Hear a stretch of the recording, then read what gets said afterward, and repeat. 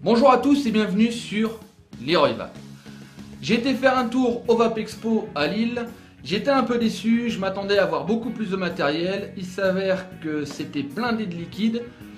J'ai quand même réussi à dénicher de bonnes petites pépites au niveau des liquides. Donc je ferai les revues par la suite. On aura du liquide français, du liquide canadien et du liquide anglais. Mais aujourd'hui, ce qui va nous intéresser, c'est la Rancœur de chez Smoent. Et on voit ça tout de suite dans le détail. Donc vous recevrez votre box dans une boîte en carton rigide sur laquelle on retrouvera la couleur, le modèle, le site internet du fabricant, la marque, derrière les spécifications de la box et le flash code.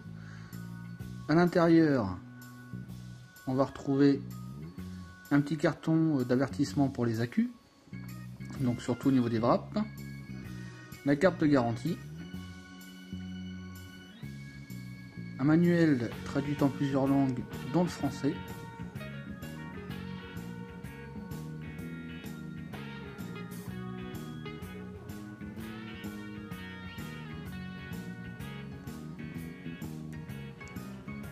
la petite carte comme quoi elle a bien été checkée au contrôle qualité, la box sur laquelle je reviendrai plus tard, et dans le petit compartiment qui sera là, on aura également le câble USB micro USB qui servira au rechargement et à la mise à jour du chipset. Bien entendu, je préconise toujours le rechargement par chargeur compatible.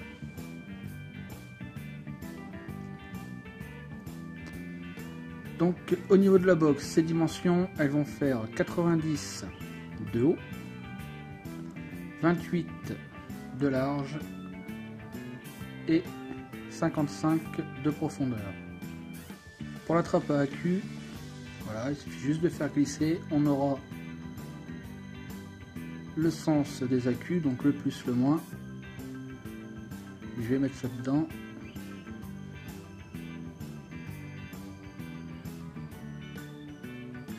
Voilà, donc pour refermer, on appuie bien et on fait glisser. La box s'allume directement. Donc 3 fois et on rentre dans le menu. Là ici, je vais augmenter un petit peu la luminosité parce que je la mets toujours au minimum, ça permet d'économiser de la batterie. Donc au niveau autonomie, je fais à peu près une journée avec 2 accus. Donc là ici, hop, on va ressortir et on va aller voir tout de suite le mode Power. Donc dans le mode Power, on va avoir différents preheat. On va avoir un preheat qui sera au minimum. Donc on commence doucement et après on attaque. Le normal et le max, on va commencer plus haut et après on reviendra sur la valeur qu'on a choisie. On aura également le mode curve. Alors pour le mode curve, c'est comme pour tous les autres, hein. On sélectionne en appuyant une fois sur le fire et on monte, on rappuie dessus, on sort et on fait la même chose pour les suivants.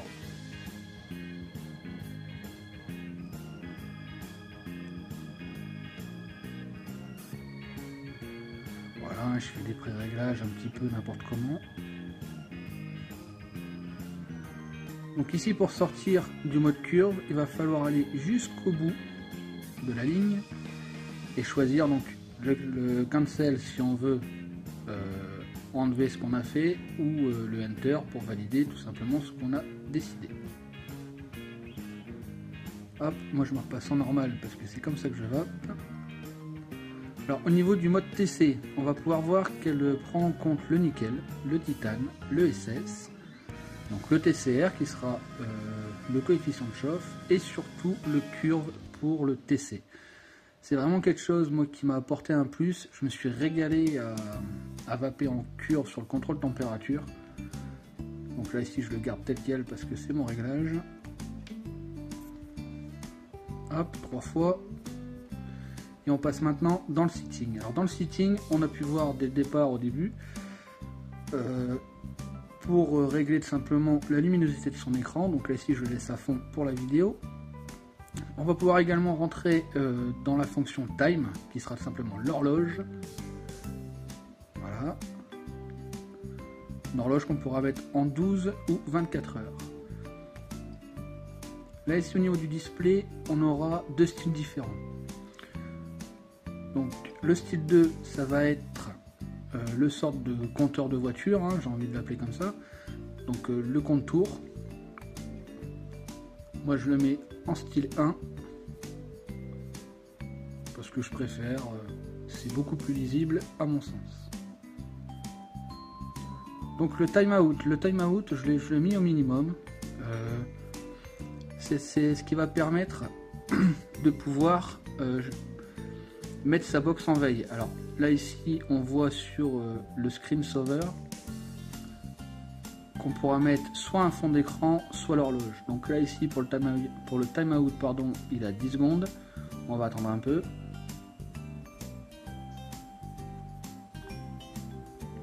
Et voilà, ici j'ai l'horloge qui s'est affichée. Je trouve ça vraiment sympa. Et au niveau, enfin j'ai pas trouvé que ça bouffait vraiment les accus. Donc pour les watts, c'est une box qui va monter à 218 watts. Et attention, la petite surprise. Hop, elle ne s'arrête pas. Donc pensez bien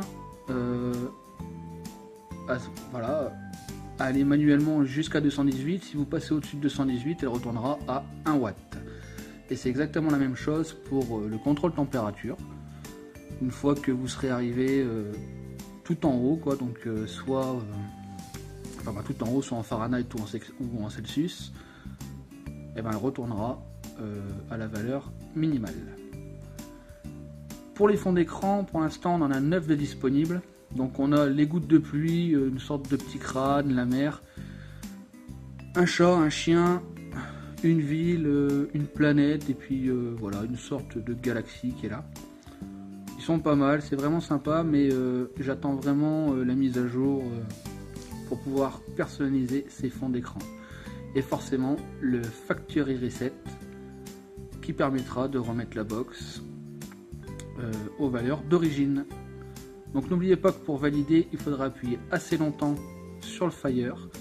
Et toujours pareil, 5 fois pour allumer et 5 fois pour éteindre. Bon voilà, on se retrouve maintenant pour le débrief.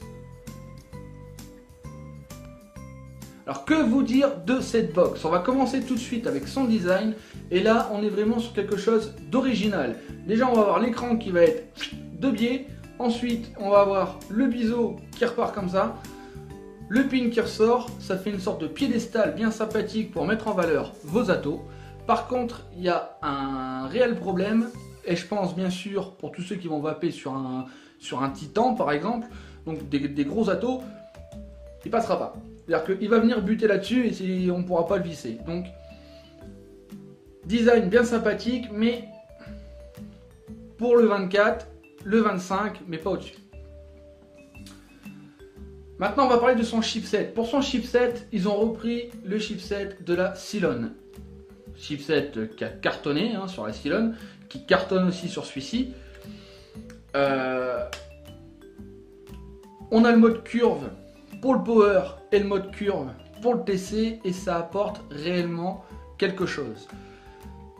On a possibilité de pouvoir mettre deux fonds d'écran. Donc soit le fond d'écran avec l'aiguille en style compteur, soit un fond d'écran un peu plus classique avec une photo qui sera là. J'espère qu'il va y avoir une mise à jour pour pouvoir justement personnaliser ces fonds d'écran, parce que je vois bien dessus le petit logo de Leroy Bab. Maintenant, pour son rapport qualité-prix, on est sur quelque chose de qualité au niveau de la peinture, on est quelque chose de qualité au niveau de l'électronique. Mais ce qui m'a gêné vraiment, c'est ça.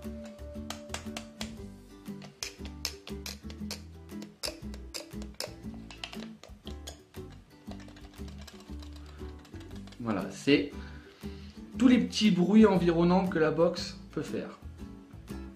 C'est dommage, parce qu'elle va perdre des points à cause de ça. Voilà. Donc au niveau qualité, matériel, donc peinture, très bien. Électronique, très bien. Mais vraiment, reprendre un peu tout ce qui est... voilà, tout ce qui est switch, la trappe à accu, etc. C'est dommage, vraiment. Ça reste quand même une box que je vais conseiller. Pour tous ceux qui veulent une box qui sorte un petit peu des sentiers battus, hein, c'est quelque chose qu'on n'aura pas l'habitude de voir. Voilà. Et malgré tout, elle fait quand même le boulot. Après, si vous êtes pointilleux sur tout ce qui est bruit de box, clairement, partez pas dessus, vous allez être déçus. Donc moi c'est tout, j'arrête là. N'oubliez pas de liker si vous avez aimé la vidéo, partagez-la à vos amis. Si vous avez eu des informations intéressantes dedans, abonnez-vous pour avoir la continuité de la chaîne et les nouveautés à sortir. Bonne vape et à bientôt.